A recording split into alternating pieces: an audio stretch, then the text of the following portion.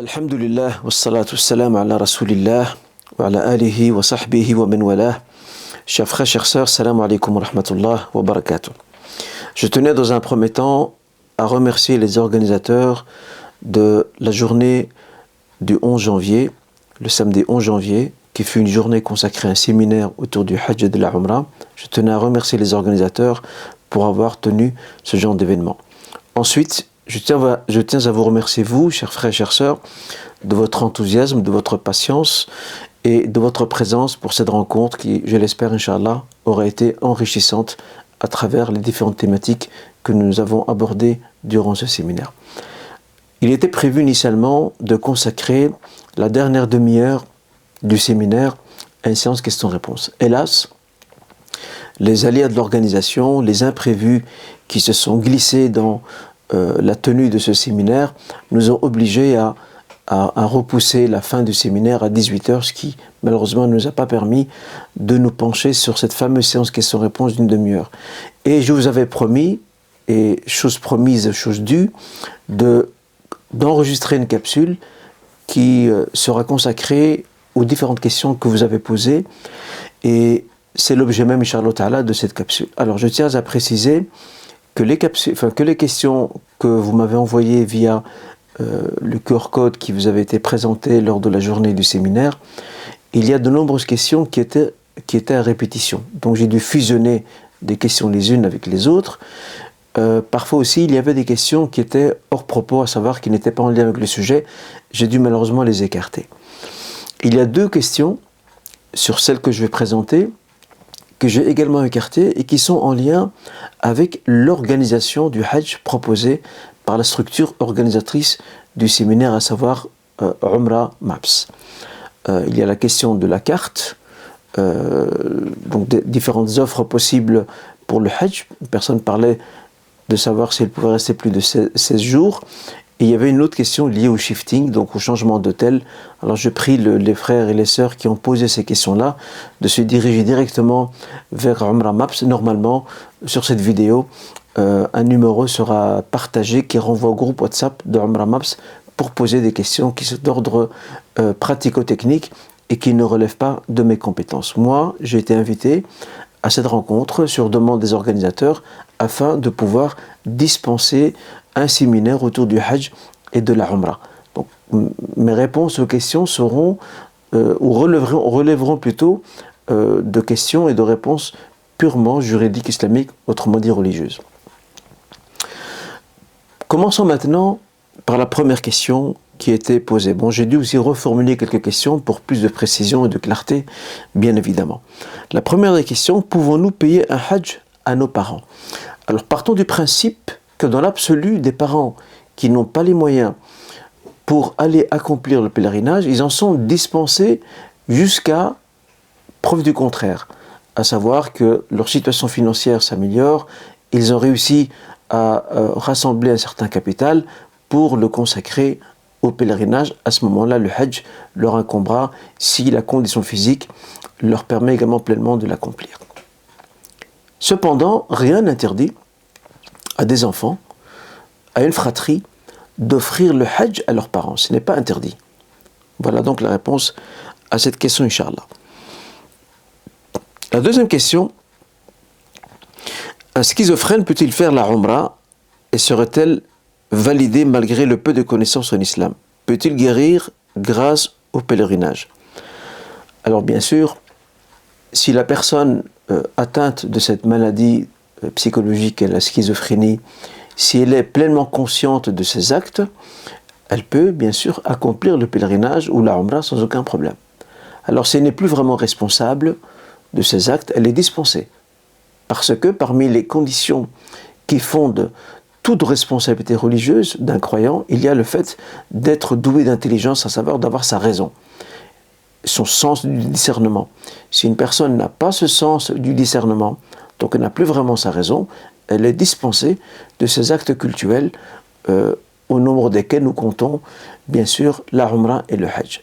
Alors une personne schizophrène qui a encore cette faculté de discernement, de lucidité, peut sans problème, bien sûr, bien évidemment, accomplir la Umrah. Et quant à la question de savoir si elle peut le faire malgré son peu de connaissances. Au contraire, le Hajj et le Umrah sont autant d'opportunités pour s'instruire, pour se préparer en amont, comme nous l'avions précisé lors de notre séminaire. Il faut se préparer en amont, il faut assister aux différentes leçons qui sont données durant le périple du Hajj par les guides et les imams qui accompagnent le groupe. Raison de plus, effectivement, pour s'instruire davantage, même si nous partons avec peu de connaissances. L'essentiel étant de s'instruire en amont et aussi durant le périple du Hajj. Alors, est-ce que le Hajj peut éventuellement participer à la guérison de cette personne ou de ce frère qui est schizophrène? La porte de l'espoir reste ouverte. Il n'y a qu'Allah Azza wa Jal qui décide de la guérison de qui que ce soit.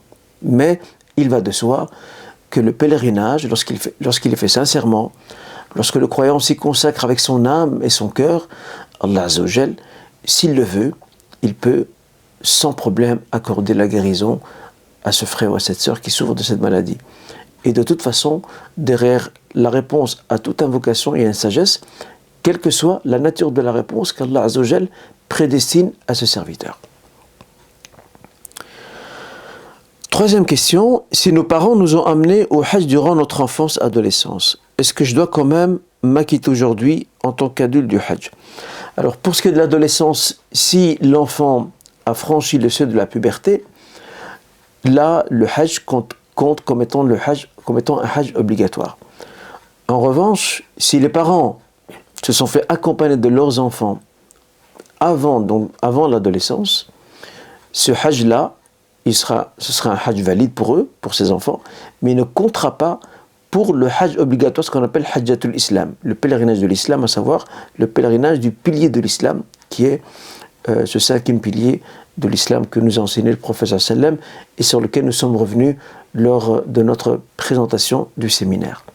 Alors, une personne enfant qui a accompli le Hajj avec ses parents, son pèlerinage sera valide, elle sera récompensée pour ça, mais elle devra le refaire une fois qu'elle franchit la puberté, voire qu'elle devienne un adulte.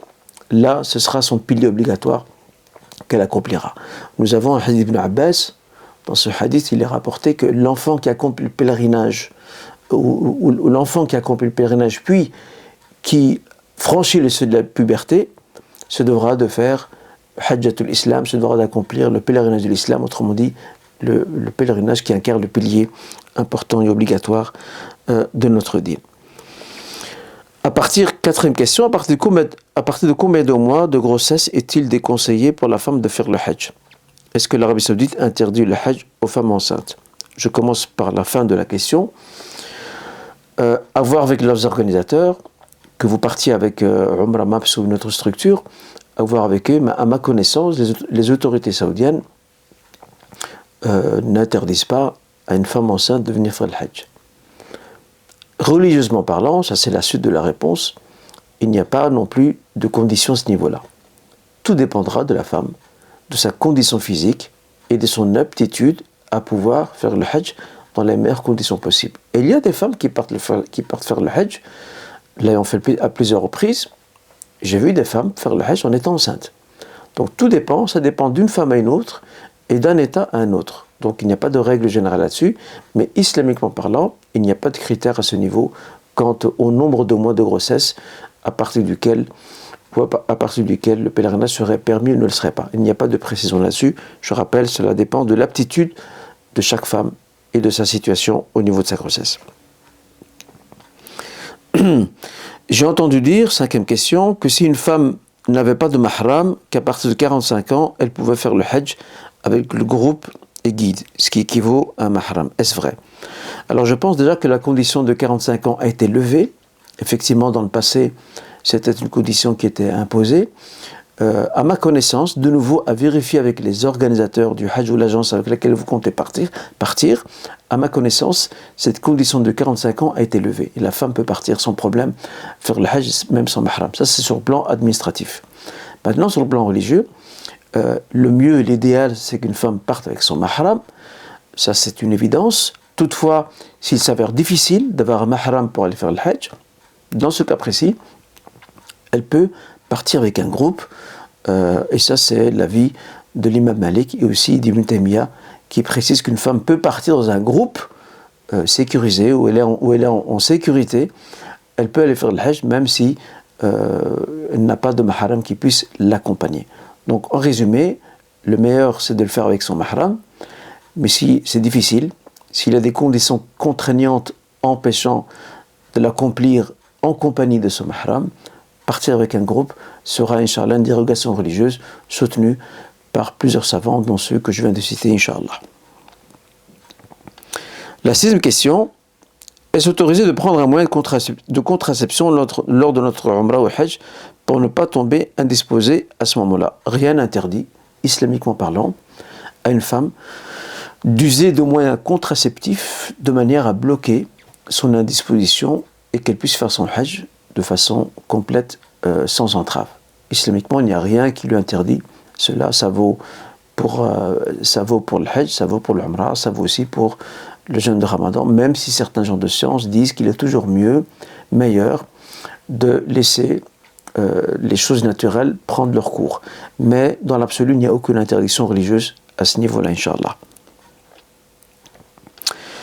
Septième question: pour le Hajj, puis-je utiliser l'argent d'un héritage qui lui-même provient de la vente d'un bien, à son tour acheté via un crédit usuraire bancaire?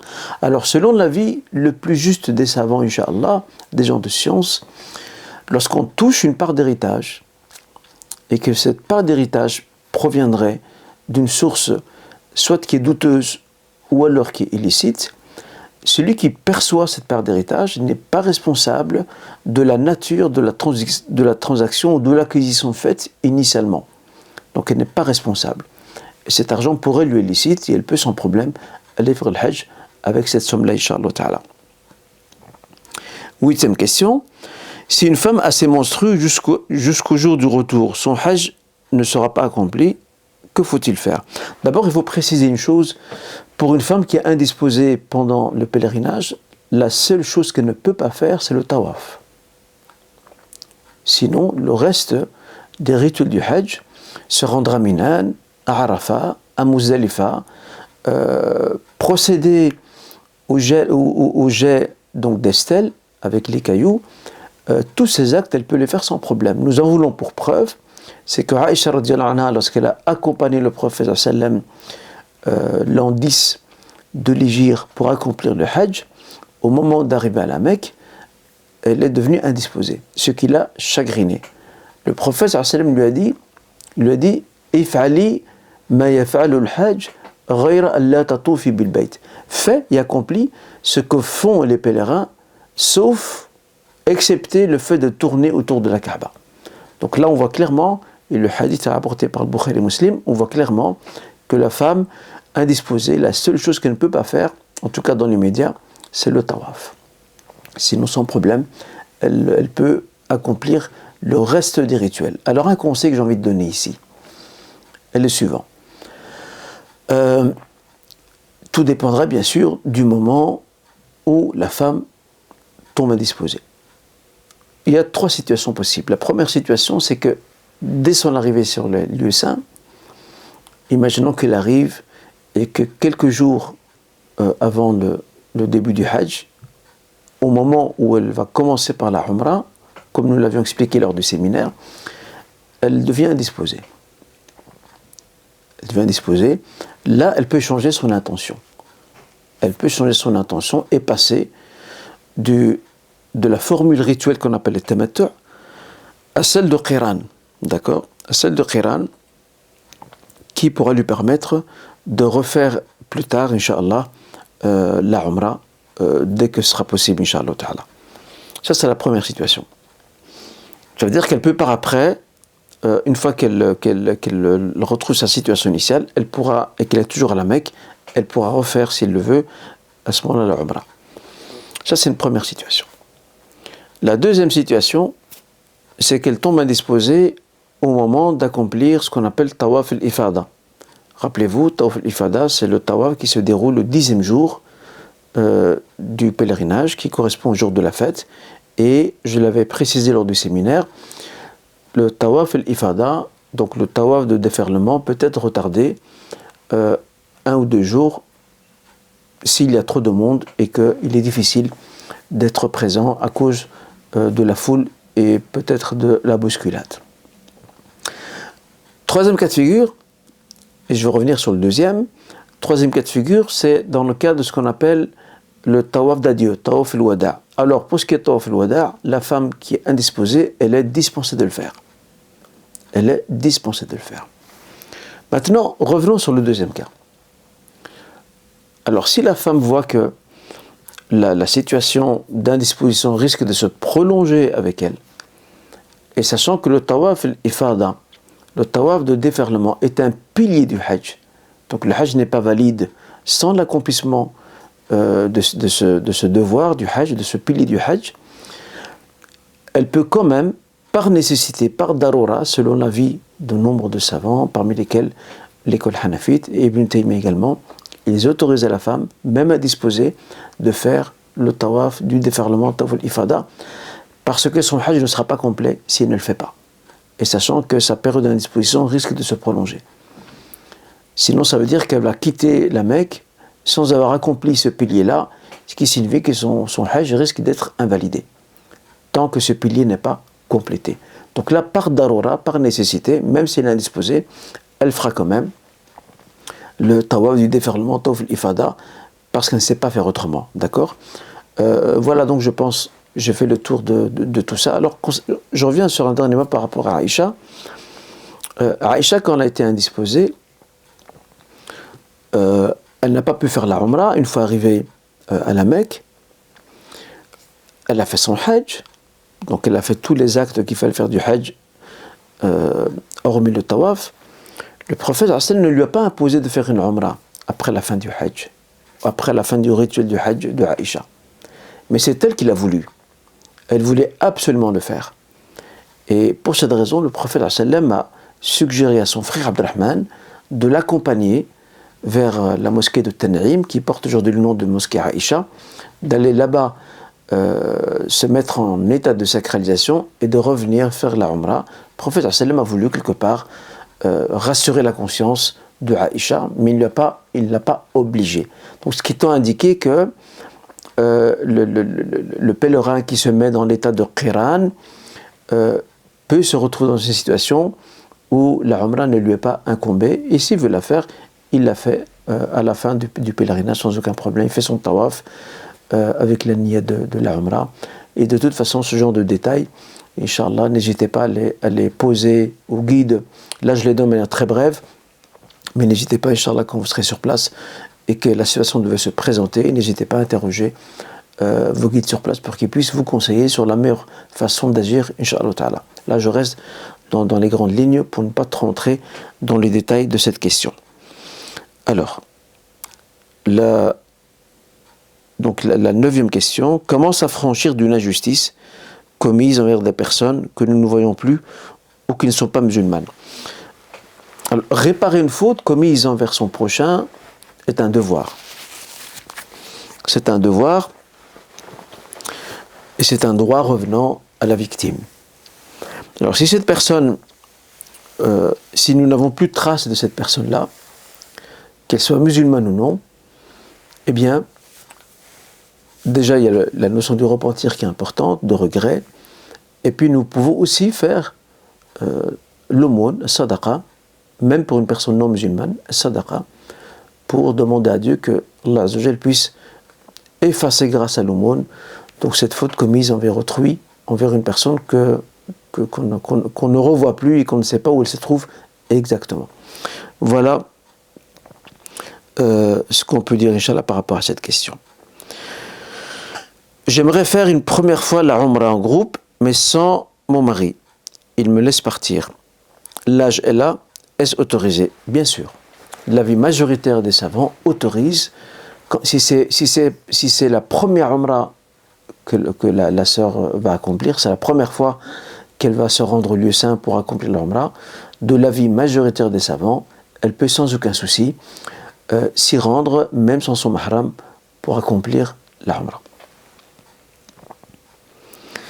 11e question, si une personne a la capacité physique et financière de faire le Hajj, mais que le fait de s'occuper de ses enfants en bas âge l'en empêche, est-elle obligée?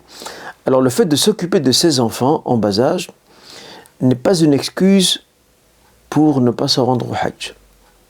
Là, il reviendra à cette sœur, à son époux, de s'organiser de manière à ce que la sœur puisse confier ses enfants à la famille ou à la belle-famille et se rendre au lieu saint pour accomplir le Hajj à partir du moment où elle répond aux conditions requises. Je le rappelle, les moyens financiers et l'aptitude physique, qu'elle ait suffisamment d'autonomie pour pouvoir faire son Hajj et qu'elle soit surtout en mesure de le faire sans aucun problème, avec des préférences son mahram. Donc la présence des enfants en bas âge n'est pas une excuse, hélas, pour ne pas aller faire le Hajj lorsque nous répondons aux conditions demandées. La demande de pardon avant le Hajj. Est-ce un acte légiféré et obligatoire qui peut avoir une influence sur la validité du pèlerinage, qui peut avoir éventuellement une influence sur la validité du pèlerinage auprès d'Allah? Non, je l'ai cité dans mon séminaire comme faisant partie des bienséances. Il est recommandé, il n'est pas obligatoire. Ce n'est pas une obligation de demander pardon à son prochain. C'est mieux, c'est recommandé, c'est encouragé, mais ce n'est pas une obligation. Le plus important, c'est de partir avec un cœur sain. Une personne qui part avec le cœur rempli de haine et de rancune, on ne dira pas que son Hajj ne sera pas accepté, parce que si le Hajj est fait dans les conditions requises et que le rituel du Hajj est respecté dans ses modalités telles que les enseignait le prophète sallam, Inch'Allah, son Hajj en tant que pilier sera accepté. Après, quelle en sera la valeur et que retiendra-t-elle ou retiendra-t-il le frère ou la sœur du mérite de la valeur du Hajj? Ça, c'est encore une autre affaire. Mais le plus important, c'est de partir avec un cœur sain et réconcilier avec ses prochains si nous sommes en conflit avec eux. Ça, c'est mieux.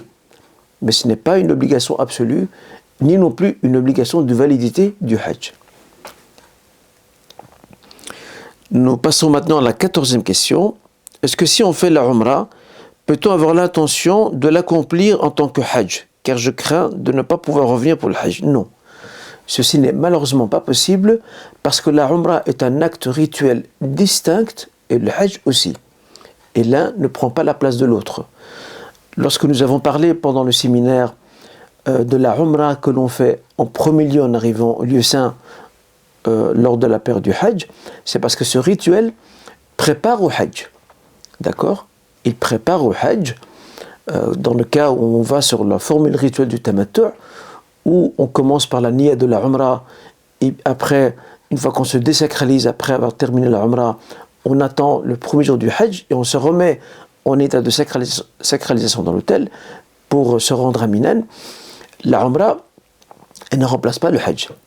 La Umrah, on commence par ça lorsqu'on arrive au lieu saint avant de démarrer, Inch'Allah, le pèlerinage. Donc, la Umrah ne peut pas remplacer le Hajj, ça c'est une certitude.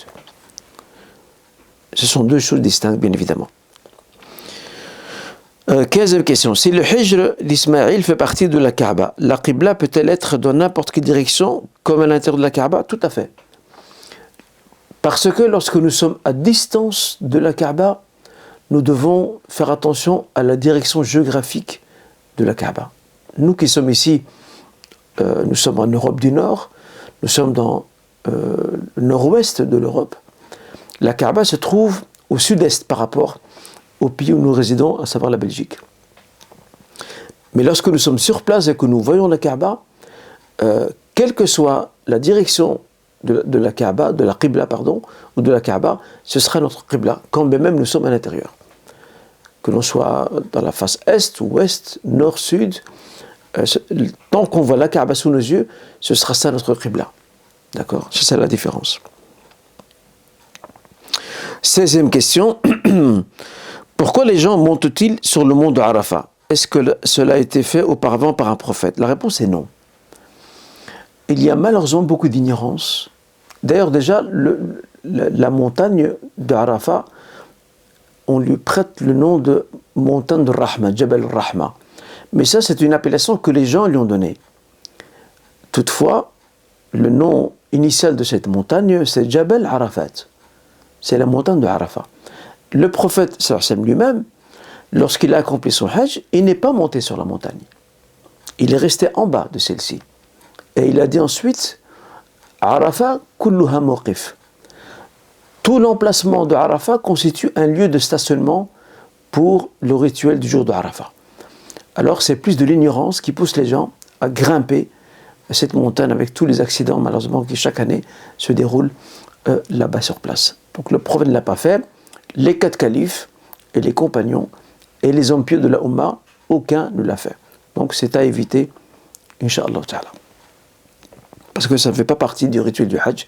Et de surcroît, le prophète qui est notre modèle, sallallahu alayhi wa sallam, dans l'accomplissement de l'Hajj, lui-même ne l'a pas fait, alors qu'il nous a dit Khudhu anni manasikakum, prenez de moi les rituels de votre Hajj. La 17e question. Pour le jet des pierres, pouvons-nous le faire pour une autre personne qui n'a pas su l'effectuer lors de son pèlerinage et tuer une bête au nom de cette personne? Alors, si une personne se trouve sur place et qu'elle est en difficulté, elle est soit malade ou faible physiquement, pour aller jeter les stèles, elle peut mandater un membre de son groupe pour qu'il le fasse à sa place.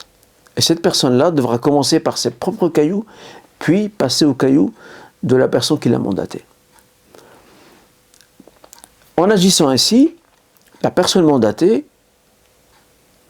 n'a pas, ou plutôt la personne qui a mandaté, n'aura pas à sacrifier de moutons parce qu'elle ne s'est pas présentée elle-même sur les lieux. Parce que son devoir a été fait par l'entremise d'un intermédiaire ou d'une intermédiaire qu'elle a mandaté. On ne sacrifie une bête que dans le cas où le jet des stèles a été complètement abandonné. La personne ne l'a jamais fait. Elle devra payer une somme qui servira à sacrifier un mouton et dont la chair sera distribuée auprès des pauvres de la Mecque.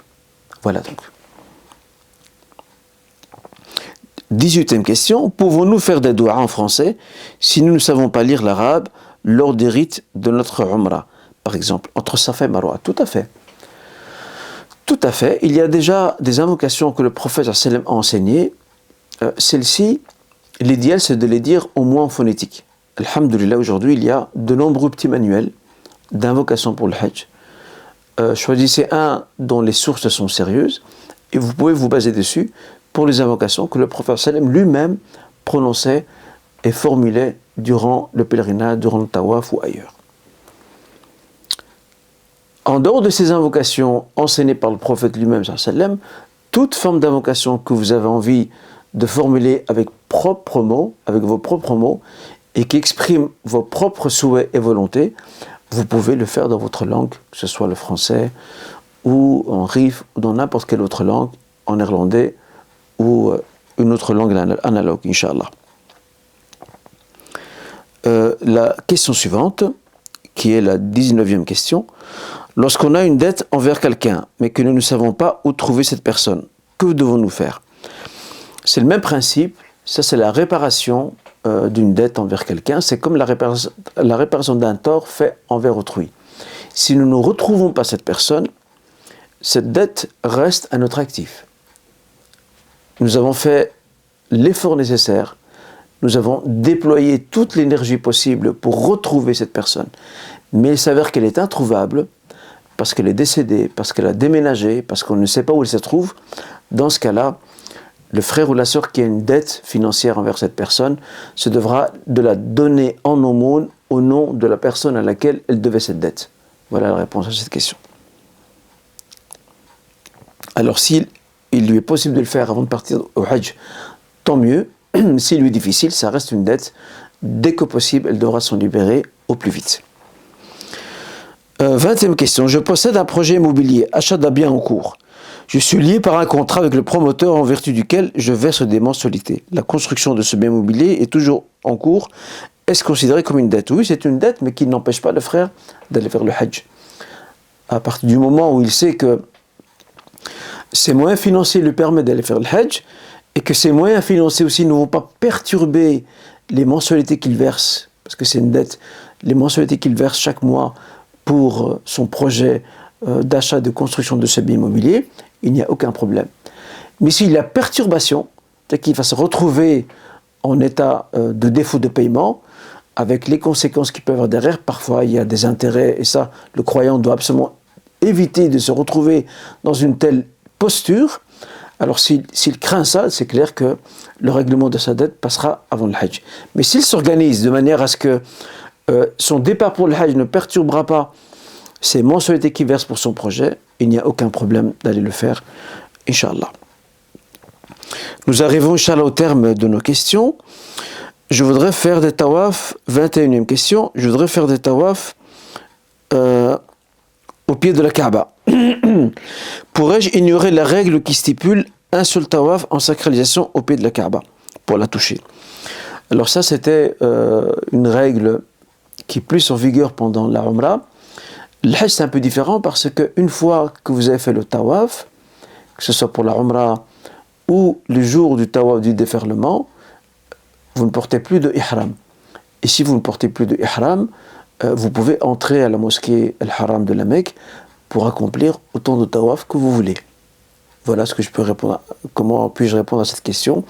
Et n'hésitez pas à demander davantage de précisions aux organisateurs, Inch'Allah, parce que là, c'est plus une question liée à l'organisation sur place du Hajj, Inch'Allah. Pourrions-nous recevoir les diapositives? Inch'Allah, je les ferai parvenir en les convertissant en PDF. Je les ferai parvenir, Inch'Allah, aux frères qui ont organisé le séminaire. Alors, ici, il y a une question que je laisse aux soins des organisateurs du Hajj. Concernant les formules à la carte, est-il possible de faire un Hajj de plus de 16 jours? Là, je vous recommande de prendre contact avec Umrah Maps via le numéro de téléphone du groupe WhatsApp sur lequel vous pouvez poser ces questions. 24e question. Comment est-ce que la mixité est gérée à Minan? Surtout quand on fait un Hajj en couple. En fait, quand on se rend à Minan, si on se rend en famille ou en couple, pardon, les femmes sont sous des tentes et les hommes sont sous d'autres tentes. Et après, ils peuvent s'arranger entre eux pour se retrouver, pour sortir ensemble ou se rendre à l'un ou l'autre lieu. Ils peuvent s'organiser entre eux. Sinon, ce sont des tentes distinctes et pour les hommes et pour les femmes. À quel point faut-il être pointilleux par rapport au parfum en étant d'ihram? Entre parenthèses, gel douche et déodorant parfumé, ou plutôt les gels douche et déodorants parfumés sont-ils tolérés? Par rapport à ce point, je l'avais précisé, avant de porter le vêtement d'ihram, on peut se parfumer, le corps, pas l'ihram. Ça, on peut le faire. Mais une fois qu'on porte l'ihram, on ne peut plus se parfumer. Alors il arrive parfois que lorsqu'on se parfume avant de porter l'ihram, il arrive que le ihram lui-même se retrouve quelque peu entaché du parfum. Ça, ce n'est pas grave. Pourquoi? Parce que c'est quelque chose ce n'est que la suite d'une situation qui s'est produite avant de se mettre en état de sacralisation. Maintenant, j'en viens aux exemples qui ont été cités dans la question. Le gel douche ne pose pas de problème, parce que le gel douche, quand bien même aurait-il une certaine senteur parfumée, le gel douche n'a pas pour but de parfumer le corps. Le gel douche, on l'utilise pour se laver. Pour ce qui est des déodorants, là, il est clair qu'il faudra choisir un déodorant qui n'a pas de senteur, d'accord? Ou du moins, la senteur est discrète. Voilà donc par rapport à cette question. Donc, il ne faut pas utiliser... parce que la règle, c'est quoi? La règle, c'est d'éviter ce qu'on appelle « at-tib ». Et « at-tib », en français, c'est le parfum, quelle que soit sa forme. D'accord? Voilà la précaution à prendre, et surtout par rapport au déodorant, on prend un déodorant assez neutre, qui n'a pas un parfum, qui ne dégage pas un parfum assez fort.